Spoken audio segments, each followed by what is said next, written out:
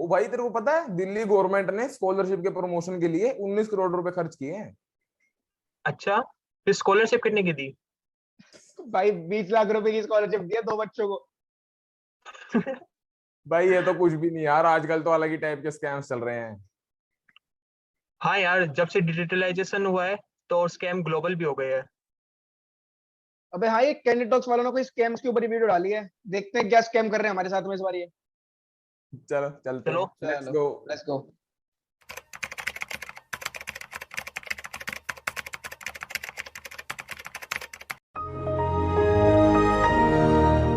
Welcome to candid talks. एक B school thought है कि अगर जो आपको कुछ बेचना है तो आप सपने या कहानी लगा के उसको बेच दो, वो आसानी से बिक जाएगा।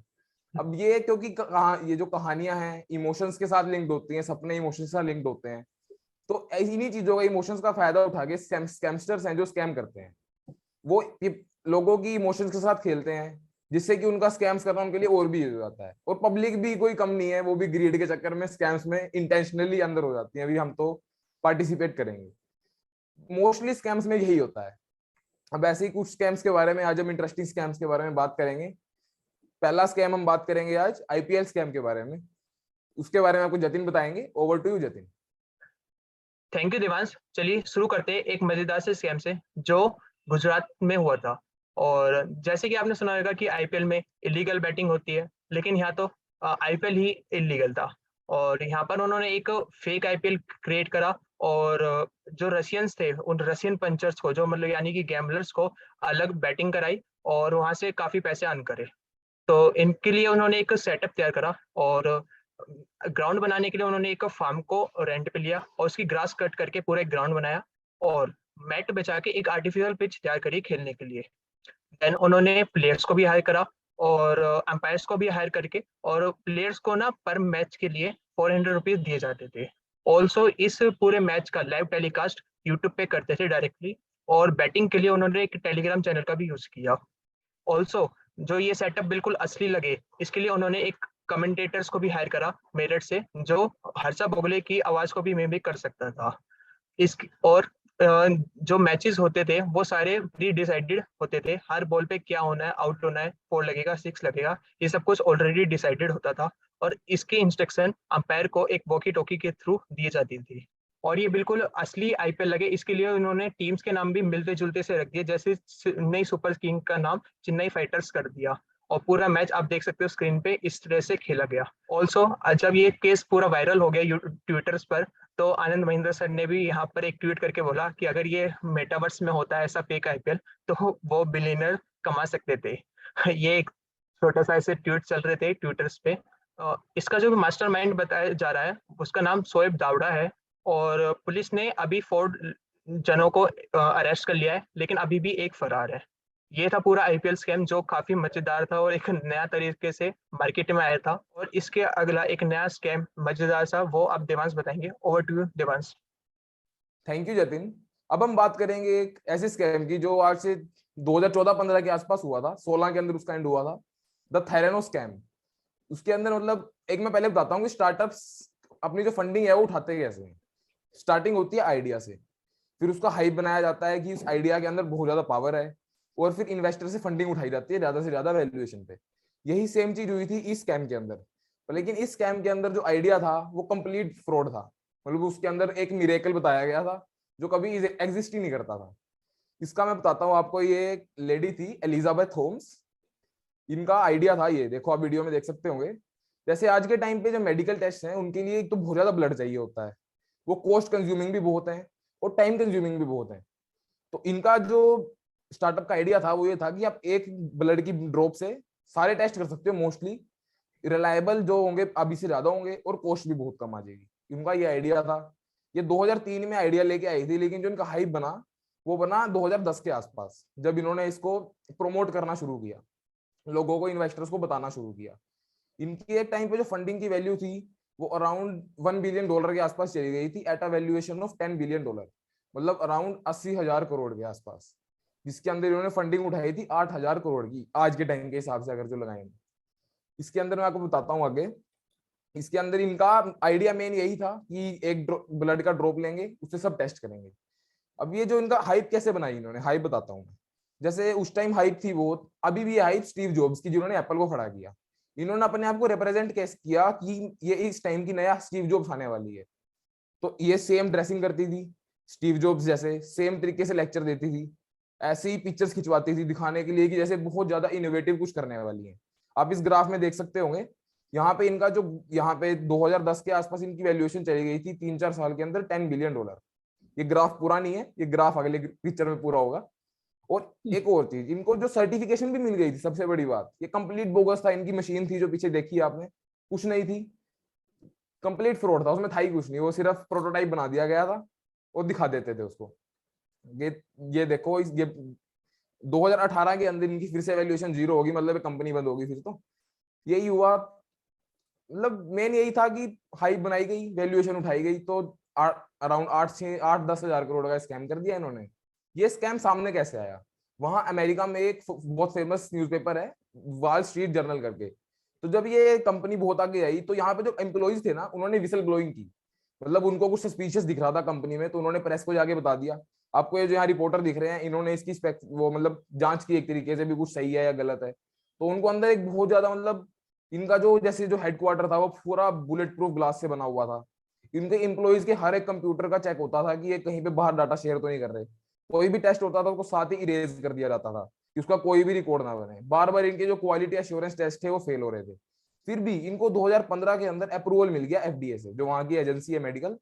और साथ में जो जो बाइडेन है आज के प्रेसिडेंट, उस टाइम वाइस प्रेसिडेंट थे वो इनकी फैक्ट्री में गए, इन्होंने उनको बहुत सराहा, कहा हम इंस्पायर करते हैं इनसे, ये आज आने वाला फ्यूचर है। मतलब शायद कुछ ओपोजिशन का चक्कर होगा, जो भी होगा, उन्होंने मतलब बहुत प्रशंसा की। तो हाइप बनती गई, ऐसे ही चलता रहा। जैसे मैंने आपको स्टार्टिंग में बताया था कि कहानी बिकती है, इन्होंने भी कहानी बेची, वैल्यूएशन उठाई। और एक टाइम पे जो फोर्ब्स था, मतलब फोर्ब्स का तो काम ही यही है आज के टाइम पे, किसी की भी फोटो लगा देता है वो। इनकी मतलब हाइप बनाने में और लोग भी कमी नहीं छोड़ते। अब जैसे $10 बिलियन की जो वैल्यूएशन है, वॉलमार्ट ने दी, वॉलग्रीन्स ने दी, तो ये लोग भी इनका साथ दे रहे थे अब, क्योंकि उनके पैसे लगे हुए थे वहां पे। इसी तरीके से स्कैम बढ़ता गया। 2016 में जब इनके टेस्ट वगैरह हुए, तो इनकी लैब्स बंद होनी शुरू हो गई और ये स्कैम सामने आया। बस दैट्स इट। दिवांश, अच्छा जो आपने बताया था कि इन्होंने एक प्रोटोटाइप दिखाया था, तो वो प्रोटोटाइप वर्किंग था, मतलब वो ठीक काम करता था वो? प्रोटोटाइप सिर्फ प्रोटोटाइप ही वर्किंग नहीं था। इन्होंने एक शायद वहां की लोकल चेन है, सेकंड सबसे बड़ी लोकल चेन है मेडिकल की, वॉलग्रीन्स नाम से, उनके साथ पार्टनरशिप करके लैब्स में भी चला दिया था वो। ओह, मतलब इस हद तक पहुंच गए थे वो। पर लेकिन उनको जब पता लगा 2016 में, उन्होंने पार्टनरशिप तोड़ी, सब कुछ हटाया इनका, क्योंकि बार बार जो क्वालिटी एश्योरेंस टेस्ट थे वो फेल हो रहे थे। मेन तो इनका यही था, टेस्ट बैंड कर दिए गए फिर उनका कंप्लीटली, उनकी जो पार्टनरशिप थी वो भी टूटी, इन्वेस्टर का लॉस हुआ। और मैं तो इसका एक अब और जो बात ये बताता हूँ, जैसे इन्वेस्टर का जो लॉस हुआ ना, जैसे अब होता है, बैंक होते हैं, सॉफ्ट बैंक है, वो गवर्नमेंट से पैसे लेता है, वो पब्लिक से पैसे लेता है, मतलब एंड में दिक्कत पब्लिक की है। वो लेवरेज पब्लिक से ही कर लेते हैं सब कुछ। सही क्या बात। कह रहे थे जतिन? जो मास्टरमाइंड था इसके पीछे, जो लेडी थी, उसका क्या हुआ है अब? वो अब जेल में है, उसके ऊपर 22 केस लगे थे शायद कुछ, उसमें से 4-5 के अंदर तो फ्रॉड घोषित हो चुका है। और उनका अच्छा। उन्होंने साथ में मिलके किया था कि उसके अपने पाकिस्तानी बॉयफ्रेंड के साथ। That's all from my side. अब आपको एक स्कैम के बारे में बताएंगे, वन कोइन स्कैम, जो क्रिप्टो करेंसी चल रही है, इसके बारे में एक स्कैम हुआ था, इसके बारे में आपको कृष्णा बताएंगे। Over to you Krishna. Thank you Devansh. तो जैसे कि हम सबको पता है 2015 के बाद में क्रिप्टो को बहुत बूस्ट मिला था, बिटकॉइन खासकर बहुत ज्यादा ग्रो कर रहा था, और यही सब चल रहा था उधर। ऑलमोस्ट प्राइसेस डबल हो गए थे 2015 के कंपैरिजन में 2016 में बिटकॉइन के। तो कुछ अच्छी चल रही हो और स्कैम ना हो आज के टाइम पे, ये थोड़ा पॉसिबल नहीं है। बहुत सारे स्कैम हुए क्रिप्टो करेंसीज को लेकर, लेकिन जो सबसे बड़ा स्कैम सामने आता है वो ऑलमोस्ट वन कॉइन का आता है। तो इसमें ये सुंदर चेहरे का हाथ था तो बेसिकली ये है डॉक्टर रूजा इग्नाटोवा। ये बल्गेरिया से है और इन्होंने ऑक्सफोर्ड से अपनी लॉ की पढ़ाई की है। इन्होंने अपना वन कॉइन लॉन्च किया था, जिसको उन्होंने प्रमोट किया था बिटकॉइन किलर बोल के। मतलब इनके अकॉर्डिंग बिटकॉइन कुछ नहीं होने वाला था, आगे आगे जो होने वाला था वन कॉइन होने वाला था। अब इन्होंने किया क्या, सबसे पहले इन्होंने वन कॉइन को तब बताया कैसे क्या है वन कॉइन। सबसे पहले उन्होंने बताया कि हाँ ब्लॉकचेन टेक्नोलॉजी पर है, हाइप। और इन्होंने बताया हाइप बनाई इसकी कैसे बनाई। इन्होंने बोला बिटकॉइन है जो उसके प्राइसेस ऑलमोस्ट 60,000 थे उस टाइम पे 2016 के टाइम पे, इतना कॉस्टली है, आप कैसे करेंगे इन्वेस्ट।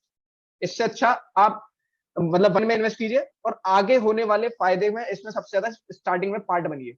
ये उन्होंने फोमो फैला दिया, हाइप फैला दी, हाँ FOMO, fear of missing out, कि नहीं यार तुम रह जाओगे जैसे बिटकॉइन में रह गए थे, यहाँ मत रहो कम से कम। और बोला कि भाई आगे जाके ग्लोबली एक्सेप्ट रहेगा, ये ग्लोबली एक्सेप्टेड सारी जगहों पर चलेगा। मतलब जैसा कि स्टार्टिंग में हमने मेंशन किया था हाइप, तो वही काम किया इन्होंने। अब हाइप करने के लिए ये काफी नहीं था, तो उन्होंने तगड़े नेक्स्ट लेवल की मार्केटिंग की। वो कैसे की? सबसे पहले तो उन्होंने पेड प्रमोशन कराया फोर्ब्स अंदर अपना, फोर्ब्स, जैसे देवांश भाई ने भी मेंशन किया था, फोर्ब्स मैगजीन के अंदर उन्होंने पेड प्रमोशन कराया और लोगों को ऐसा दिखाया कि फोर्ब्स ने इनको फीचर किया है, लेकिन ऐसा नहीं था। अब उन्होंने मल्टीपल कंट्रीज के अंदर बहुत से इवेंट्स ऑर्गेनाइज करवाए जहां पर ये प्रमोट करती थी बेसिकली अपने वन कॉइन को, और वो इतने ज्यादा ग्लैमरस और पोस्ट इवेंट्स होते थे ना, मतलब बंदा कहते हाँ भाई क्या है। अब एक और बहुत अच्छा इन्होंने दाव खेला, कैसे? एमएलएम इन्फ्लुएंसर, यानी कि मल्टी लेवल मार्केटिंग के इन्फ्लुएंसर्स होते हैं, बहुत बड़े इन्फ्लुएंसर्स को इन्होंने एक इवेंट के अंदर बुलाया। और जैसे कि मैंने बताया था, ऑक्सफोर्ड से लॉ किया इन्होंने, इनका बैकग्राउंड सबको अच्छा लग रहा था, प्लस जो इनका विजन था उससे बहुत ज्यादा सब लोग प्रभावित थे। तो उन्होंने सबको इन्फ्लुएंस किया कि हाँ भाई आगे जो कुछ बड़ी चीज होने वाली है तो वो वन कॉइन है। अब एक एक एमएलएम इन्फ्लुएंस के नीचे कम से कम आप मान लीजिए 1 लाख बंदा भी अगर है, तो आप समझ रहे हैं कितना बड़ा ह्यूज अमाउंट का मतलब स्कैम हो सकता था ये, या हो गया है। तो इनको बिलियन डॉलर्स के अंदर इन्वेस्टमेंट आई, बिलियन डॉलर्स के अंदर। फिर इन्होंने बोला कि वन कॉइन का एक्सचेंज भी खुलेगा जल्दी, जिसमें आप क्या करेंगे, वन कॉइन को एक्सचेंज कर पाएंगे अपने डॉलर्स, मतलब कैश के बदले में। लेकिन अब वो डेट पे डेट एक्सटेंड होते रहे, लेकिन हुआ नहीं कुछ। अब लोग सवाल पूछ रहे थे, भाई लोग तो सवाल पूछेंगे, लोगों का पैसा फंस रहा है। तो उन्होंने बोला कि एक इवेंट रखते हैं, हम सारे डाउट क्लियर करेंगे। और इनका हमेशा से आदत रही थी, जितने भी इवेंट्स रहते थे सब पर मतलब ऑन द टाइम पहुंचते थे। अब वो इवेंट में ही नहीं आए, 10-15 मिनट 20 मिनट सब होगा, आई नहीं इवेंट के अंदर। अब इवेंट को तो जैसे तैसे संभाल लिया इनके भाई ने। बट अब क्या हुआ, ये पता चला कि 1 हफ्ते बाद ही इवेंट के ये एथेंस निकलनी। तब से इनका कोई अता पता नहीं है। बस इनके भाई को अरेस्ट कर लिया मनी लॉन्ड्रिंग में, इनके ऊपर भी काफी केसेस है, लेकिन इनका कुछ अता पता नहीं है कहाँ पर है। अब बेसिकली था क्या ये वन कॉइन, इसका रियलिटी टच क्या था वो जानते हैं। सबसे पहले तो कोई ब्लॉकचेन सिस्टम नहीं था, कोई कुछ नहीं था, कोई डिसेंट्रलाइजेशन नहीं था। ये केवल एक एसक्यूएल पे बेस्ड था। एसक्यूएल क्या होता है, एक बेसिकली बस एक डेटा स्टोरेज है, वहां पर कर सकते हैं आप, स्टोर कर सकते हैं डाटा को और अपने हिसाब से मैनिपुलेट कर सकते हैं आप जो चाहें। एसक्यूएल के अंदर एक प्रोग्रामिंग लैंग्वेज की तरह है बस। और इसमें इन्होंने प्राइसेस पहले से डिटरमाइन कर रहे थे, सब कुछ अपने हिसाब से प्राइस को मैनिपुलेट कर रहे थे, कोई दिक्कत नहीं, ना कोई माइनिंग था ना कुछ था। शुरुआत से एक सोचा समझा फ्रॉड था जो उन्होंने किया अच्छा खासा, और अब कुछ पता नहीं है इनका। और लोगों का भी आप देख सकते हैं, जैसे हमने शुरुआत में मेंशन किया था, ग्रीड। तो ये क्यों बड़ा स्कैम हुआ? एक सिंगल रीजन जो मेरे को लगता है सबसे बड़ा रीजन, वो है ग्रीड। अब आज भी ऐसा नहीं है कि लोग नहीं लगा रहे, आज के दिन भी लोग इंडिया में बहुत ज्यादा इन्वेस्ट कर रहे हैं, लेकिन अब जो है यही है। कृष्णा, जैसे आपने स्कैम बताया, तो इसका इफेक्ट यहाँ इंडिया में भी हुआ था कुछ? भाई इसका मैंने जैसे बताया था, बिलियंस में इन्वेस्टमेंट गई थी। मेनली इन्वेस्टमेंट गई थी चाइना और इंडिया से। मेनली जो इन्वेस्टर्स थे इंडिया से काफी इन्वेस्टर्स थे। और यहाँ पर सीखने वाली बात ये आती है कि मतलब जहां भी आपको दिख रहा है कि लोग बोल रहे हैं कि हाँ भाई हम आपका पैसा मल्टीप्लाई करके दे देंगे, ये होगा वो होगा, कोई लॉजिक बता नहीं रहे आपको, तो भाई वहां से दूर रहिए। और मेरा तो कहना ये है, स्पेशली जहां को एमएलएम शब्द दिख जाए ना, आप वहां से दूर ही रहिए। ये मेरा मानना है। तो दैट्स इट इंडिया में इस तो स्कैम के लिए। इंडिया में तो लोगों की साइकोलॉजी अलग है। स्टॉक हाँ मार्केट से दूर रहेंगे, इन स्कैम्स में घुस जाएंगे। हाँ हाँ हाँ, बिल्कुल सही बिल्कुल सही, स्टॉक मार्केट स्कैम और लोगों के लिए। हाँ। तो that's it for this scam. अब आगे गुप्ता भाइयों ने क्या गोल खिलाया साउथ अफ्रीका में, ये बताएंगे जतिन भाई। ओवर टू यू जतिन भाई। Thank you Krishna. चलिए अब शुरू करते हैं एक न्यू स्कैम से, जो स्कैम करा था गुप्ता ब्रदर्स ने। और जो इनकी स्टोरी है वो किसी फिल्मी स्टोरी से कम नहीं है। ये जो ब्रदर्स है, गुप्ता ब्रदर्स, ये यूपी के एक छोटे से गांव सहारनपुर से बिलोंग करते थे। इनमें से एक जो अतुल नाम था जिनका, वो साउथ अफ्रीका में जाते हैं और एक कंप्यूटर पार्ट्स में बिजनेस स्टार्टअप करते हैं, जो कंप्यूटर पार्ट्स में डील करता है। और उनकी धीरे धीरे करके कंपनी ग्रो होती जाती है, लेकिन एक पॉइंट ऑफ टाइम आता है जहाँ पर उनको काफी अप्रूवल चाहिए होता है अपनी कंपनी को आगे एक्सपेंड करने के लिए। क्योंकि जो साउथ अफ्रीका था वो रिसेंटली ब्रिटिशर से इंडिपेंडेंस ली थी, जिसकी वजह से उन्होंने काफी रिस्ट्रिक्शन लगा रखे थे अपने बिजनेस सेटअप करने के ऊपर। तो इन्होंने इसके लिए अपनी पावर इन्फ्लुएंस बढ़ाने के लिए पॉलिटिकल में उन्होंने क्या करा, जो अपोजिशन लीडर थे जैकब जुमा, ये जैकब जुमा उनको फंड करा और जो नेक्स्ट इलेक्शन हुए उसमें उनको प्रेसिडेंट बना दिया गया।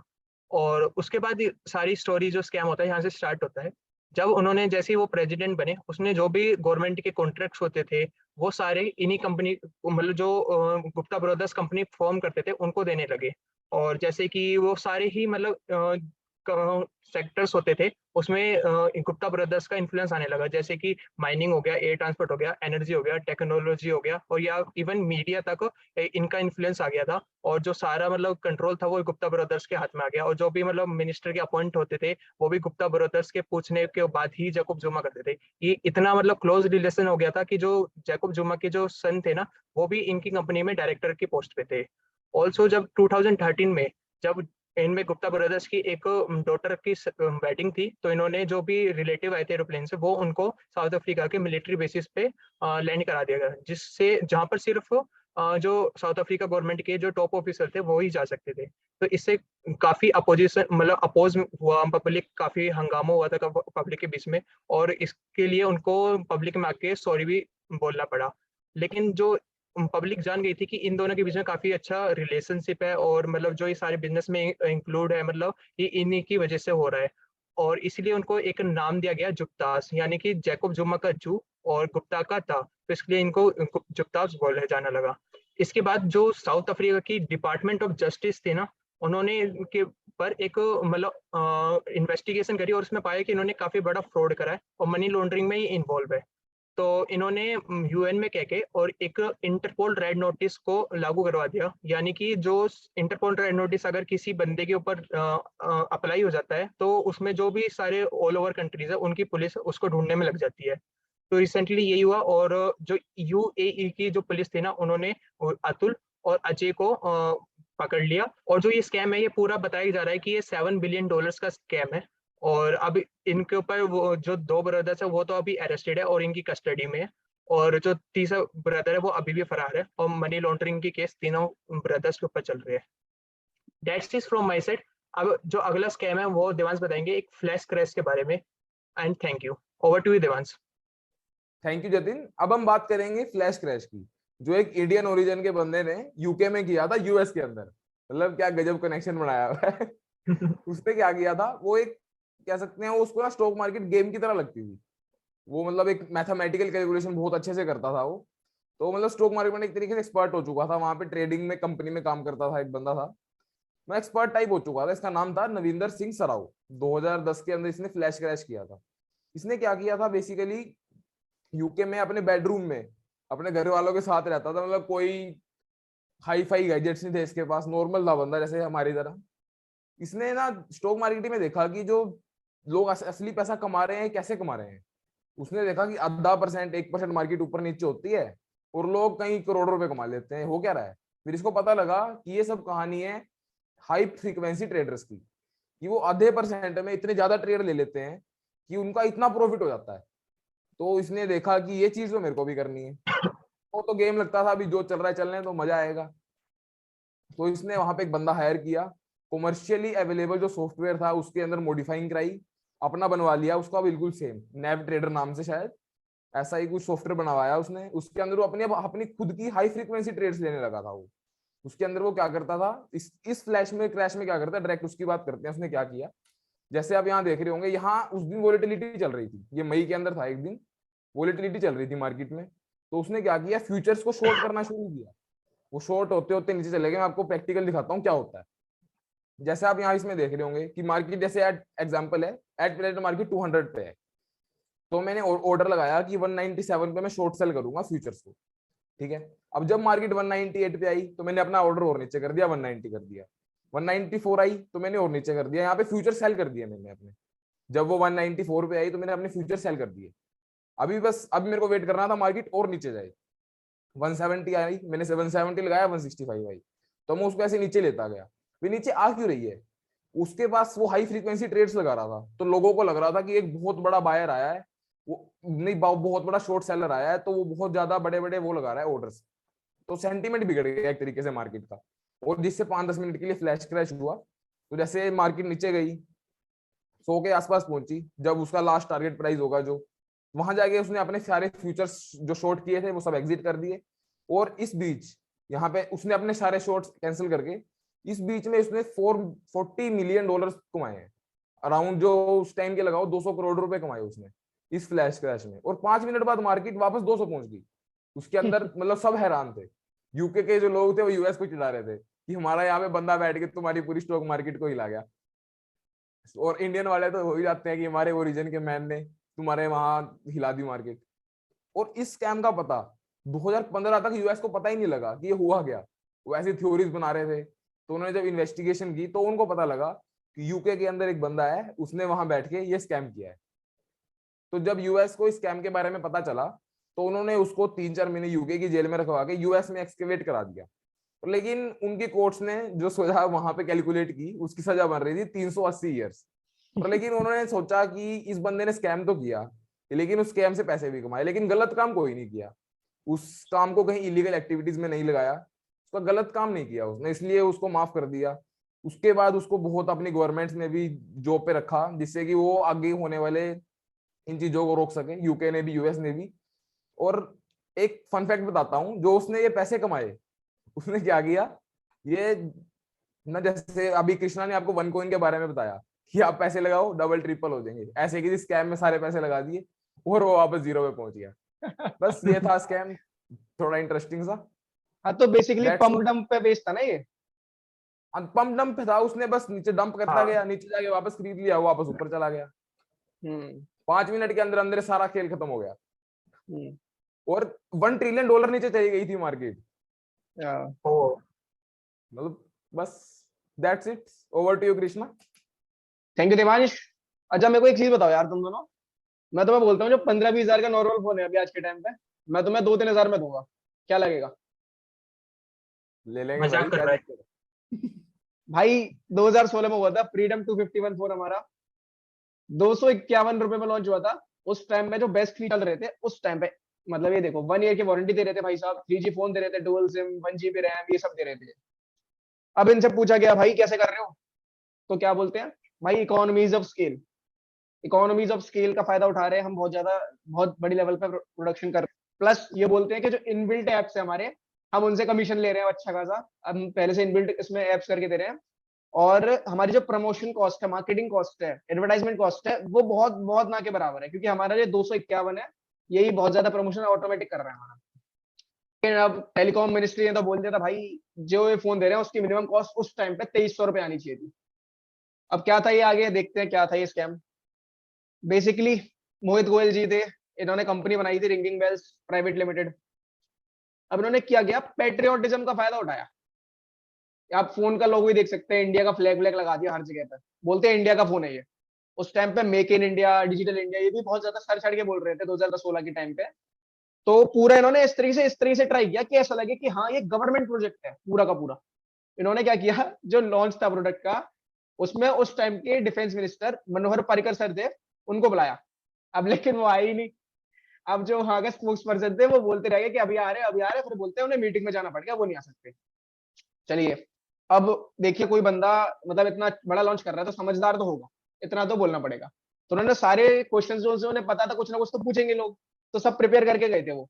तो जब उनसे पूछा गया भाई पैसे कहाँ से आ रहे हैं इतने, तुम इतना इकोनॉमीज ऑफ स्केल कर रहे हो, ठीक है कहाँ से ला रहे हो पैसे? तो बोलते हैं इन्वेस्टर्स है हमारे पास बहुत बड़े बड़े, डेट इक्विटी तो ले ही रहे हैं अपन, और फैमिली बिजनेस का बहुत तगड़ा पैसा है हमारे पास। अब इनकी वजह किराने की शॉप थी छोटी सी, अब ये था इनका फैमिली का पैसा। सबसे बड़ी यहाँ से बात आ जाती है। अब क्या था, इन्होंने अपनी साइट पे प्री बुकिंग स्टार्ट कर दी। पहली बात तो इनके पास ना कोई उस समय मैन्युफैक्चरिंग प्लांट था, ना इनके पास तो कोई सर्विस सेंटर था, ना कोई स्टेब्लिश कंपनी थी। ये केवल नॉर्मल सी स्टार्टअप टाइप का था। बोलने लगे हमें प्री बुकिंग चाहिए। अब 251 थे, लोगों ने बोला ग्रीड के चक्कर में रहे, हाँ चलो दे देते हैं, क्या फर्क पड़ता है, दे देते। अब साइट अच्छी खासी तो थी नहीं इतनी, फिर भी साइट हो गई क्रैश ऑर्डर आते आते, पर स्टिल 145 करोड़ के ऑर्डर लेगी साइट। अब डिलीवरी के नाम पे कुछ नहीं, कोई डिलीवरी नहीं दे रहे थे। अब लोग भी ठीक ठाक चल रहे थे, 251 गए, आ जाएगा आ जाएगा। लेकिन क्या था, सप्लायर्स जो थे ना इनके, इन्होंने हर सप्लायर से करीबन 15-20-25 लाख हर किसी से थोड़ा थोड़ा उठाया था। अब ये तो बड़ा अमाउंट है, सप्लायर शिकायत करने लगे भाई क्या ये क्यों क्यों नहीं दे रहे हो हमारे पैसे? तो बोलते हैं कि हाँ पैसे देंगे पैसे देंगे, फिर थोड़े टाइम में डिले करते करते करते करते आगे बोलते हैं जाके कि यार हमें ना गवर्नमेंट 50,000 करोड़ की मांग करी है हमने गवर्नमेंट से, वो हमें दे नहीं रहे हैं।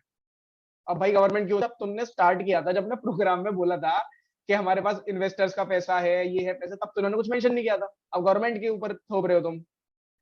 उसके बाद में क्या हुआ, कोई डिलीवरी कुछ नहीं, सबको सब आज तक कोई डिलीवरी नहीं मिली किसी को, कुछ नहीं था, पूरी तरीके से फ्रॉड था। जो लोग समझदार थे वो पहले ही समझ गए थे कि 2300 रुपए से कम में नहीं बनने वाला फोन, नहीं है फ्रॉड है, काफी वीडियोस भी थी टेक्निकल वगैरह, जो मतलब अच्छे खास यूट्यूबर्स उन्होंने साफ साफ बोला था कि भाई स्कैम है, लेकिन लोग नहीं मान रहे थे। और तो और सबसे बड़ी बात यह है, जो इन्होंने अपने लॉन्च इवेंट में प्रोटोटाइप दिखाया था, वो भी इनका खुद का फोन नहीं था, वो एक चाइनीज कंपनी थी एडकॉम, उसका फोन था। उसकी ब्रांडिंग की जगह पर उन्होंने व्हाइटनर लगाया और लिख दिया फ्रीडम 251। और 2017 में फिर मोहित गोयल जी को जेल हो गई, अब बेल वेल भी हो गई। अब इन्होंने फिर से इन्हें एक ड्राई फ्रूट का स्कैम, 200 करोड़ के स्कैम में इनको अक्यूज थे। अभी हाल फिलहाल में इनका 41 लाख का प्रॉपर्टी में कुछ स्कैम निकल के आया। तो मतलब स्कैम करने तो नहीं छोड़ रहे हैं और कंटिन्यू चलता है। अब इससे क्या सीखना है हमें, जब भी कहीं भी आपको दिख जाए कम वैल्यू में इतना ज्यादा मतलब वैल्यू दे रहे हैं कम रुपए में, यार कैसे पॉसिबल है? मतलब अंधा होके कुछ भी नहीं करना है यार। लोग सेंटिमेंट से खेलते हैं और ग्रीड का फायदा उठाते हैं, तो मतलब इतना ज्यादा ग्रीडी नहीं होना है यार। यही था फ्रीडम 251 और यहाँ यही पर था। एक बात और आती है, हाँ मैं बोलूँ, यहाँ पर एक और बात आती है कि इस वर्ल्ड में फ्री का कुछ नहीं है। अगर कोई चीज आपको फ्री की मिल रही है तो आप उसका प्रोडक्ट हो, आप मतलब कुछ सर्विस नहीं दे रहे, किसी पेमेंट नहीं दे रहे सर्विस के लिए, तो वो आप ही से मतलब पेमेंट ले रही है, आप ही को यूज करके। जैसे सारी सोशल मीडिया ऐप हमारे जो डाटा को यूज करती है, वो हमारा ही फायदा उठा रही है। फ्री के में चक्कर में हम अपना टाइम भी वेस्ट कर रहे हैं और अपने जो प्राइवेसी है वो भी खो रहे हैं और अपना डाटा भी उनको दे रहे हैं। तो ये काफी हार्मफुल है हमारे लिए। और इन चीजों से, स्कैम से, जो ये स्कैम चल रही है, हमको इनसे दूर ही रहना चाहिए। और अवेयरनेस के लिए हमने ये वीडियो बनाई। सो दैट्स इट, हमारी तरफ से इतना ही। हमने हर स्कैम को थोड़ा थोड़ा कवर किया है। अब हमने बिल्कुल जड़ तक नहीं गए, हम केवल ये इस वीडियो इसलिए बना रहे हैं ताकि लोग अवेयर हो। अगर आपको बिल्कुल जड़ तक जाना है तो हम कुछ मटेरियल्स और कुछ वीडियोस के लिंक डिस्क्रिप्शन में मतलब दे देंगे, आप वहां बिल्कुल विजिट कर सकते हैं। प्लस कोई भी सजेशन हो आपका कि हम क्या टॉपिक्स पर वीडियोस बनाएं, तो आप प्लीज उसमें कमेंट बॉक्स में कमेंट कीजिए। प्लस लिंक्डइन प्रोफाइल हमारा डिस्क्रिप्शन में, आप वहां पे हमसे कनेक्ट कर सकते हैं। Thank you for watching. जय हिंद।